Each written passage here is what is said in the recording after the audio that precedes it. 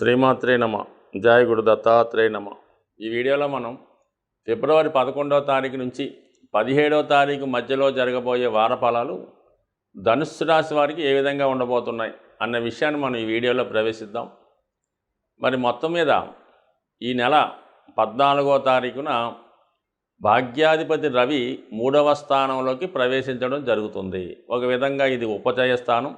మరి ఈ ధనుసు రాశి వారికి భాగ్యాధిపతి 3వ స్థానంలో ప్రవేశించడం ప్రయాణానికి, అంటే ఏదైనా అభివృద్ధి, విదేశ ప్రయాణం, పుణ్యక్షేత్రాల దర్శనం, ప్రభుత్వ ఉద్యోగ ప్రయత్నాలు, రాజకీయ రంగ ప్రవేశం, అలాగే నూతన ఉపాధి అవకాశాలు, ఇవన్నీ కూడా మీకు ఈ ఫిబ్రవరి 14 నుంచి కొత్తగా రావడం జరుగుతూ ఉంటుంది. అంటే గతంలో ఉన్నటువంటి వృత్తి వ్యవహారాలు పక్కన పెట్టి నూతన వ్యవహారాలు, నూతన మేనేజ్మెంటు, లేదంటే కొత్తగా మీ జీవితాన్ని తిరిగి పునఃప్రారంభించే అద్భుత అవకాశం ఈ సమయంలో రవి భగవాను యొక్క అనుగ్రహంతో రాబోతుంది. సో ఎవరైతే మరి ఈ సమయంలో మీ వారసత్వంగా మీ పెద్దవారి ద్వారా వస్తున్నటువంటి పదవి కానీ, ప్రభుత్వ ఉద్యోగం కానీ, రాజకీయ పదవి కానీ, లేదంటే వాళ్ళు చేస్తున్న వృత్తిలో మీరు ప్రవేశించడం కానీ ఈ సమయంలో జరిగి అది సక్సెస్ఫుల్గా పూర్తయ్యే అవకాశం ఉంది. కాబట్టి సాధారణంగా మరి ఈ సమయంలో మరి ఈ రాజకీయ రంగ ప్రవేశం చేద్దాం అనుకున్న వాళ్ళు కానీ, లేదంటే పౌరోహిత్యమో, జ్యోతిష్యమో, వారసత్వంగా పెద్దవాళ్ళు చేస్తున్నటువంటి న్యాయవాది వృత్తో, వైద్య వృత్తో చేపట్టడానికి ఇది కంపల్సరీగా జరుగుతుంది. చాలా సక్సెస్ఫుల్గా మీరు ముందుకు వెళ్ళడం జరుగుతూ ఉంటుంది. మరి రవి 3వ స్థానంలో ఉన్నప్పుడు మీ యొక్క ప్రయత్నమే ఆలస్యం తప్ప విజయం మాత్రం ఖచ్చితంగా ఉంది. దానికి శని భగవానుడు వృత్తికారకుడు కలియటం వల్ల, అలాగే ధనాధిపతి కూడా మీకు శని భగవానుడు అవ్వడం వల్ల కంపల్సరీగా అటు ధనయోగాన్ని, అటు ఉపాధి అవకాశాలని మరి మీకు రావడం జరుగుతుంది. మరి ఇక శుక్రుడు రాశి అందే సంచరిస్తూ ఫిబ్రవరి 12వ తారీఖున ధనస్థానంలోకి సంచరిస్తున్నాడు. ఒక విధంగా ధనయోగం స్టార్ట్ అయింది. లాభాధిపతి ధనస్థానం. కంపల్సరీగా మీ యొక్క ఆదాయం పెరుగుతుంది, కుటుంబ సభ్యుల సహకారం పెరుగుతుంది, కుటుంబంలో ఒకరి ఆదాయం పెరుగుతుంది. సో మరీ ముఖ్యంగా కుటుంబంలో శుభకార్యాలకు సంబంధించిన విషయాలు చర్చించుకోవడం జరుగుతూ ఉంటుంది. ఏదైనా గృహం కొనుక్కునే ప్రయత్నం కానీ, వాహనం కొనుక్కునే ప్రయత్నం కానీ జరిగే అవకాశం ఉంది. దానికి కుజుడు అత్యంత మరి శుభగ్రహం. ఈ ధనుసు రాశి వారికి పంచమాధిపతి, అంటే పూర్వపుణ్యకారకుడైనటువంటి కుజుడు మీకు ధనస్థానంలో ఉచ్చస్థితిలో ఉండడం జరుగుతుంది. ఆ కారణం వల్ల కుటుంబంలో మీ మాటకి విలువ పెరుగుతుంది.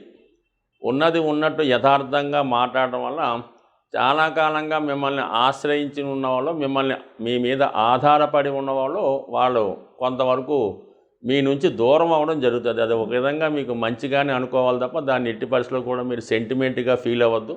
కొన్ని బాధ్యతల నుంచి తప్పుకునే అవకాశం, అంటే ఒక విధంగా ఏంటంటే కొంత పాత నీరుని వదలగొట్టకూడడం లాంటిది తప్ప ఎటువంటి సెంటిమెంట్కి లోన్ అవ్వద్దు. కంపల్సరీగా కొంతమంది వేస్ట్గా ఉన్నటువంటి మీ మీద ఆధారపడిన వాళ్ళు మీ నుంచి దూరం అయ్యే అవకాశం ఉంది. అది మీకు అన్ని విధాలా శ్రేయస్కరంగా ఉండే అవకాశం ఉంది.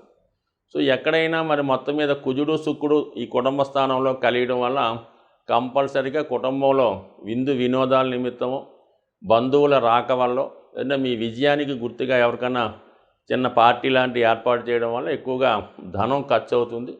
సో ఈ విధంగా మీ యొక్క పరపతి, మీ కుటుంబ వాల్యూ కూడా పెరిగే అవకాశం ఉంది. సో దీనికి అదనంగా మరి గురువు పంచమ స్థానంలో సంచరిస్తూ మీ యొక్క నిజాయితీని, మీ యొక్క టాలెంట్ని, మీలో ఉన్న ప్రతిభకి తగిన గుర్తింపు రావడం జరుగుతుంది. అటువంటి శుక్రుడు మరి భరణీ నక్షత్రం మీదకి ప్రవేశిస్తున్నాడు. అంటే మీ యొక్క వృత్తికి కలరింగ్ ఏర్పడుతూ ఉంటుంది. అంటే అది అప్పటిదాకా ఒక సాధారణ స్థాయిలో ఉన్న వాళ్ళకి అద్భుతమైనటువంటి పేరు రావడం జరుగుతుంది. 10 మందిలో మీరు మీ యొక్క నేము పబ్లిసిటీ రూపంలో వెళ్ళి ఎక్కువ మంచి నేమ్ రావడం జరుగుతుంది. మీ యొక్క ఆదాయ వనరులు పెరుగుతాయి.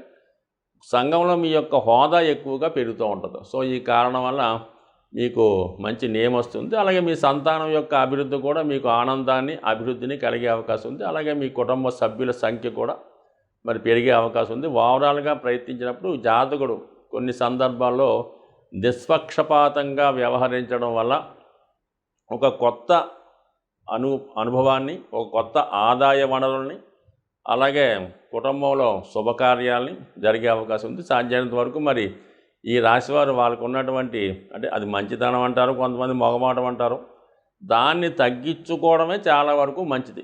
లేదనుకో ఈ మొగమాటం వల్ల ప్రస్తుతం ఉన్నటువంటి గ్రహస్థితి ప్రకారం అక్కర్లేని కొనవలసి రావడం కానీ, ఏదైనా ఇల్లు అమ్మకానికి వచ్చినప్పుడు వాహనం మీ చేత బలవంతంగా కొనిపించే అవకాశం ఉంది. ఎందుకంటే రాహు 4వ స్థానంలో ఉన్నప్పుడు కంపల్సరీగా ఇలాంటివి అక్కర్లేని వస్తువులు కొని మరి ధనాన్ని వేస్ట్ చేసుకోవడం మొగమాటం వల్ల జరిగే అవకాశం ఉంది. కాబట్టి సాధ్యమైనంత వరకు మొగమాటాన్ని తగ్గించుకొని మరి ఈ సమయంలో మీకు ఏది అయితే అవసరం ఉంటుందో దాన్ని మాత్రమే కొనే ప్రయత్నం చేయండి. అనవసర విషయాల జోలికి వెళ్ళవద్దు, అనవసర ఖర్చులు పెట్టుకోవద్దు, అనవసర వ్యక్తులతో అటాచ్మెంట్ పెట్టుకోవద్దు, ఏదో కొత్తగా పరిచయం నమ్మి వారి మీద ఎక్కువ నమ్మకాన్ని పెట్టుకోవద్దు. సాధ్యమైనంత వరకు నిర్మోహమాటంగా వ్యవహరించండి. ఆర్థిక సంబంధించిన విషయాల్లో ఖచ్చితమైనటువంటి లెక్కని పాటించడం వల్ల కంపల్సరీగా ఈ రాశివారు మరి ఇప్పుడు ఉన్నటువంటి గ్రహస్థితి 100% మీ యొక్క ఆదాయ వనరులని, కుటుంబ హోదాని, వ్యక్తిగత హోదాన్ని పెరిగే అవకాశం ఉంది. ఈ వారంలో అంటే మనకి ఫిబ్రవరి 11 నుంచి 17వ తారీఖు మధ్యలో ఒక అద్భుతమైనటువంటి సూర్యభగవానునికి సంబంధించినటువంటి పుణ్యతిథి రాబోతుంది. అదే రథసప్తమి.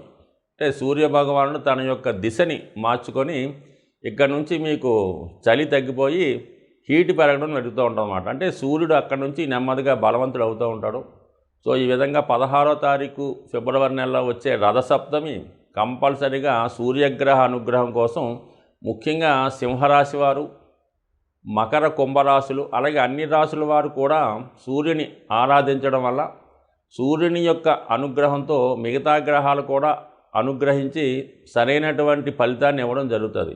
మీరు సూర్యుడిని ఆరాధించకుండా ఇతర గ్రహాల్ని అనుగ్రహం కోసం ఎంత ఆరాధించినా శూన్య ఫలితం మాత్రం రావడం జరుగుతుంది. అందుకని ముందుగా మీరు మరి ఈ కంపల్సరీగా ఈ రాశులు ఎవరైతే ఇబ్బందులు పడుతున్నారో, ఎవరైతే ఆనందంగా ఉన్నారో అందరూ కూడా ఈ రథసప్తమి రోజు విధి విధానంగా సూర్యోదయ టైంలో మరి సూర్యభగవాన్ని సాంప్రదాయబద్ధంగా పూజించి పాయసాన్ని నైవేద్యంగా పెట్టవలసి ఉంటుంది. అంటే పరమాన్నాన్ని తయారు చేసి అది మీరు సూర్యునికి నైవేద్యంగా సమర్పించి మీ కుటుంబ సభ్యులు తినడం వల్ల మీకు ఆరోగ్యం, ఐశ్వర్యం కూడా కలిగే అవకాశం ఉంది. సో ఏదైనా ఈ రాశి వారు చేసుకోండి. అలాగే మరి ఇక్కడ నుంచి కొన్ని రాశుల వారికి చాలా మంచి ఫలితం రావడం జరుగుతూ ఉంటుంది. రవి ప్రతి సంక్రమణానికి మారుతూ ఉంటాడు. మరి ఈ నెల 14వ తారీఖు అంటే 13వ తారీఖు సాయంకాలం 7 గంటల 14 నిమిషాలకి కుంభరాశిలో సంక్రమణం జరుగుతూ ఉంటుంది. వీలైతే ఆ రోజు కూడా సంక్రమణం రోజు అంటే మరి 14వ తారీఖున విధి విధానంగా ఉపవాసం ఉండి మరి ఆ రోజు నియమంగా ఉపవాసం ఉండడం వల్ల కూడా రవిగ్రహం యొక్క అనుగ్రహానికి పాత్రులయ్యే అవకాశం ఉంది. ఎవరికైతే ఐశ్వర్యం కావాలో, ఎవరికైతే ఆరోగ్యం కావాలో, ఎవరికైతే రాజకీయ పదవి, ప్రభుత్వ ఉద్యోగం కావాలో కంపల్సరీగా వాళ్ళు సూర్యుడిని ఆరాధించడం వల్ల అతి శక్తివంతులై ఎవరి సహాయం లేకుండా మీకు మీరే సాధించుకునే శక్తి సూర్యుని యొక్క అనుగ్రహంతో లభించే అవకాశం ఉంది. అది సింపుల్గా మరి మీరు ప్రతిరోజు సూర్యాష్టకం కానీ, ఆదిత్య హృదయం కానీ, కేవలం ఓం సూర్యాయ నమః అన్న చిన్న మంత్రాన్ని చదువుకున్నా అంటే మనం ఏదైనా భక్తి, శ్రద్ధ, ఇంట్రెస్ట్ తప్ప గంటసేపు మంత్రాలు చదివినా పెద్ద ఉపయోగం ఉండదు. ఎటువంటి దాంట్లో భక్తి లేకుండా చాలా నమ్మకంతో చిన్న మంత్రాన్ని చదివినా సరే మీకు సంపూర్ణమైన బలాన్ని, ఐశ్వర్యాన్ని, ఆరోగ్యాన్ని సూర్యభగవానుడు ఇచ్చే అవకాశం ఉంటుంది. కాబట్టి కంపల్సరిగా వాళ్ళ స్థాయిని బట్టి సూర్యభగవాన్ని విధి విధానంగా మరి ఈ 16వ తారీఖు ఫిబ్రవరి రోజు పాటించి ఆ రోజంతా కూడా నియమంగా ఉండడం వల్ల సంవత్సరం మొత్తం మీరు నియమంగా ఉన్న ఫలితం వస్తుంది. కాబట్టి ఈ చిన్నపాటి రెమెడీని ఆచరించి మరి 12 రాశుల వారు సూర్యగ్రహ అనుగ్రహం పొందుతారని ఆశిస్తూ స్వస్తి.